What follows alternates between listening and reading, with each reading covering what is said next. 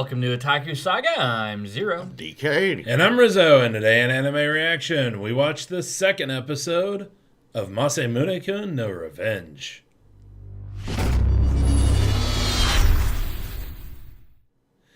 If you want to check out our reaction to the second episode of Masamune-kun's Revenge, hit that link in the description below. And be sure to give us feedback in the comment section because we love hearing from you. And as always, if you like what you see, subscribe to Otaku Saga, and don't forget to like and share our videos. And thanks for watching.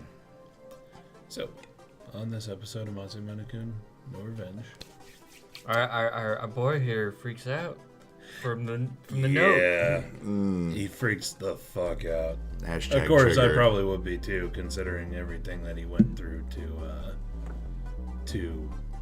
Trying to wash his hands of his past to there. avoid people knowing about his past. But we finally do figure out who Unknown X is. Yeah, it's what's her name? It's totally the maid. Yeah, Totally the maid. Koiwai? yeah, Koiwa Yoshino. Yoshino. But yeah, totally the maid, and she's totally fucking nuts. Yeah? Well, she set a rope trap for him to step into and get lifted up into the tree. And then comes out at him with a friggin' K-bar. Yeah, and then cuts him down and says, "Well, I'll help you out. My family's been her family's servants for 300 years or something like that." I'm guessing she's getting tired of that. Well, yeah. Probably. Now, who would win in a death battle? Her or Sachi from Grisaya no Kaijitsu? Put comments about it below. I don't know. That one would actually be a pretty good one, I think. Which one was? The The other combat ready made. So I think it would be an awesome matchup. Interesting idea. Anyhow, he he basically decides to team up with Kawai and At Perfect first, name, too. At first, he's apprehensive about it. He doesn't actually do that until like the very end of the episode. yeah, kind of thinks that she has Crazy. ulterior motives and that she's insane. Yeah. Well, again, being Technically, strung he's up right. like an animal and almost being gutted like one. Yeah, I don't blame him for being apprehensive. Yep. But yeah, so then he's thinking about how he can get closer to Adagaki, and knows that she's in the school beautification committee, which is basically just a club that goes around cleaning the school. Worst And club ever. Right. well, Necessary, yes. Worst club ever. I'm pretty sure it's a ploy to save on janitorial staff Well, yeah. by having a staff Probably. you don't have to pay. but he gets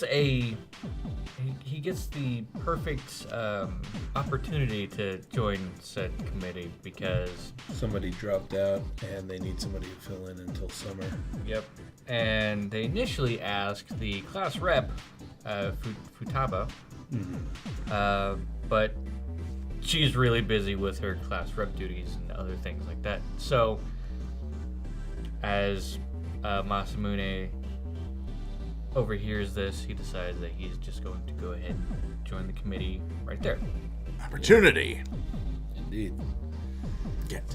And over basically the whole episode, he's like freaking out on trying to get girls' phone numbers. Yeah. Well, specifically Adagaki's, but I think it's actually a little more broad than that. I think he's having a case of imposter syndrome.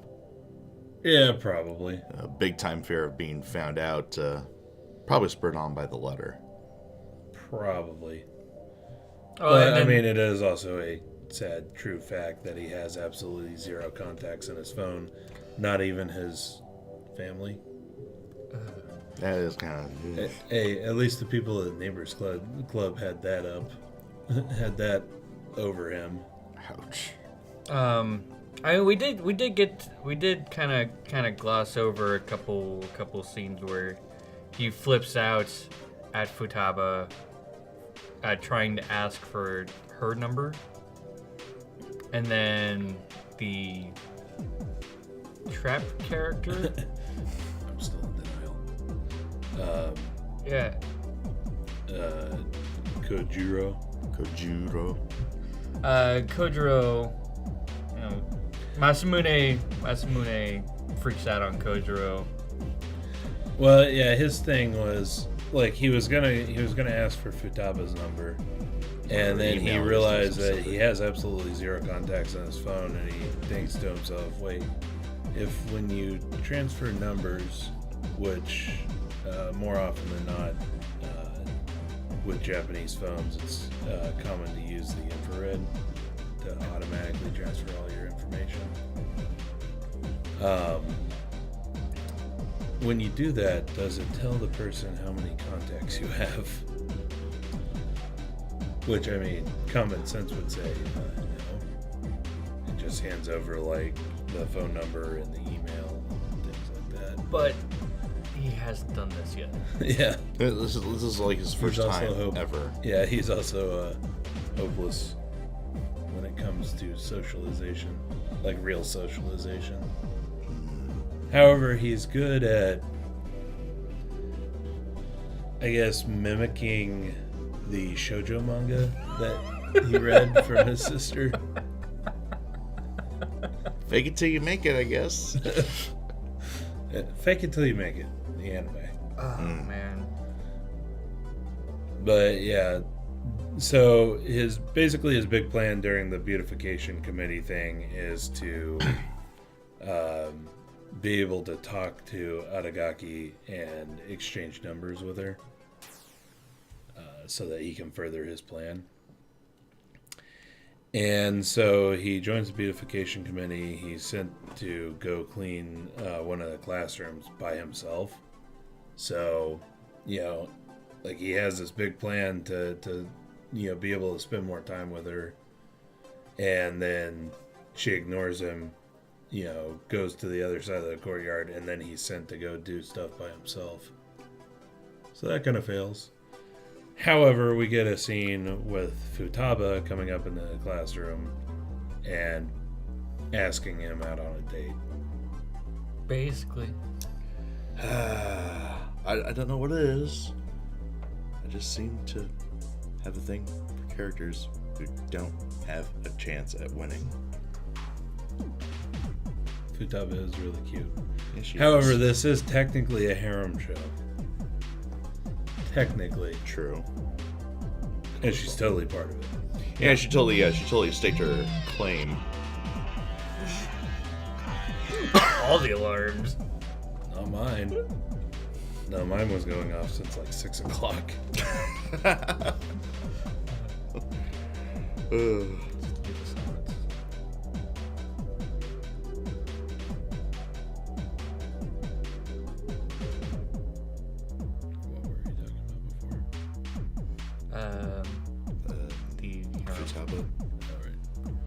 She's totally part of it. But yes, Futaba is totally part of the harem. So she doesn't have a chance, because you know that at the end of the show, or probably at the end of the manga, probably not at the end of the show, he's totally gonna hook up with Aragaki anyway. Probably. Yeah. Unfortunately, that would sound about right. Yeah.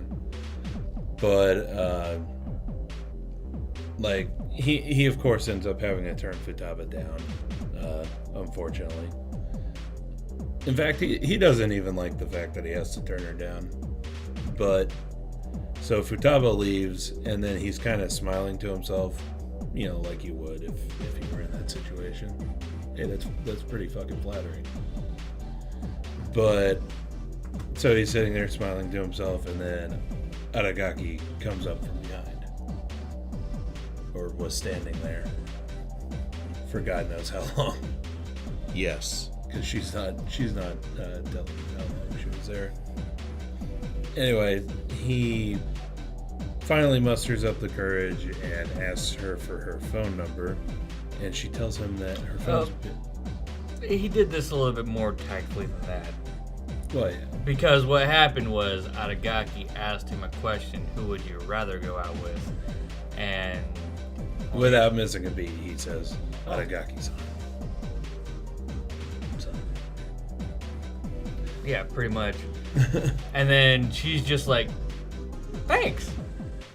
Yeah. And that should have been the first warning. Yeah, surprisingly cheerful about it. So what can I have your number? Sure.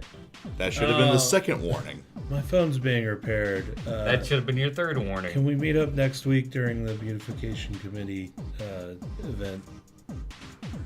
And I'll give you my phone number. Fast forward to next week. He's sitting in the classroom. I've been waiting for hours. Turns and looks. There's a note on the chalkboard. Okay. Look Look at in the teacher's desk. Okay. Some more origami. Okay. Look in the locker. Okay. Look in the is it the animal cages? The animal pen. Yeah, the animal pen. Get attacked by chickens. It went from chalkboard to desk to closet to under a desk to the animal pen. Back to the chicken attack. And then back up to the classroom where he was so that he could look out the window. Go back to the window where you started. Really? Looks out the that window should've been your and she final holds warning. up a big banner. I decline. Which, it must be noted, as funny and as brutally wrecking as that was, she didn't go out of her way to publicly humiliate our boy. Yeah, that's that's probably the one surprising thing out of this is that she didn't publicly humiliate him. Oh yeah, she's having a time of her life with this. Yeah. It's her way of playing hard to get, I guess. Yeah, she totally wants the date. Well, I mean, after what happened at lunch today in this episode. Or and that scene. Yeah. What happened? Oh yeah, that was a weird scene. Like basically, so one of the early scenes of the episode, he's standing in the hallway where they sell all the bread for lunch and everything, and there's a giant crowd around the bread, and then he sees Kawaii come up and try to get into the crowd to buy the bread that Aragaki tells her to buy, and she of course has problems with it, ends up getting knocked back, falling over, completely showing off every single inch of her underwear.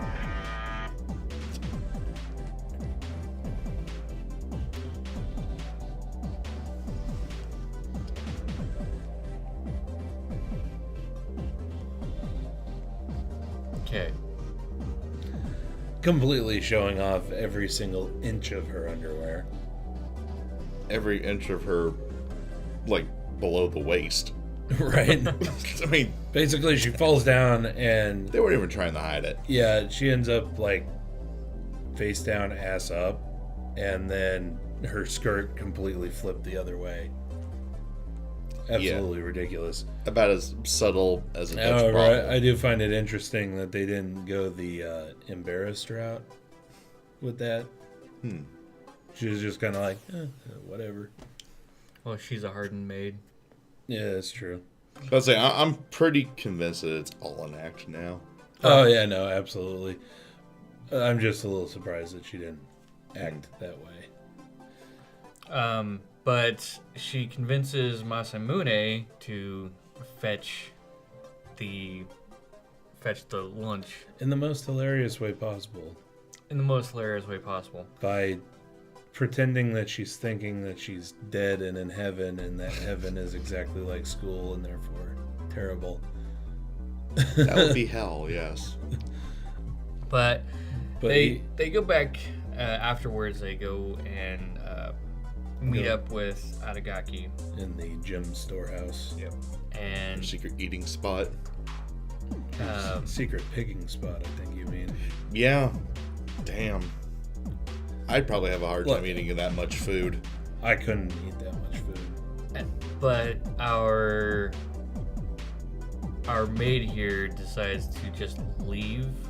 Well, Aragaki starts eating one of the pork cutlet sandwiches and starts choking, so the maid goes to buy some tea, which leaves the door open for Masamune to come in.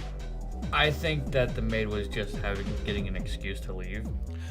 Yeah, probably, but she did actually go buy drinks. Yeah. Yeah. During which time, I forgot the exact line that happened, but Masamune hands Aragaki this cringeworthy romantic line. And that's where we learn that he's been reading the shoujo manga. And it seemed a little racy to me. Like it was like, I'll be your master. Something like that. It was I can't remember the exact line, but yeah, and then the part with the so when the maid comes back and she gives Aragaki the green tea that she bought her, she gives Masamune strawberry milk, and I'm not sure why he was doing it, but he basically placed it like right up against her ear. Yeah, that's the scene that I'm talking. And then he's like, he spouts something about wanting her to rely on him more. Yeah, I don't know, that whole scene was kind of weird and copy pasted from shoujo manga. Yeah, but why hold the strawberry milk up there? I'm so confused. However, then you get the hilarious scene with Aragaki absolutely embarrassed. Totally flustered over it. Maybe that's the reason why she didn't turn Masamune down with a public humiliation.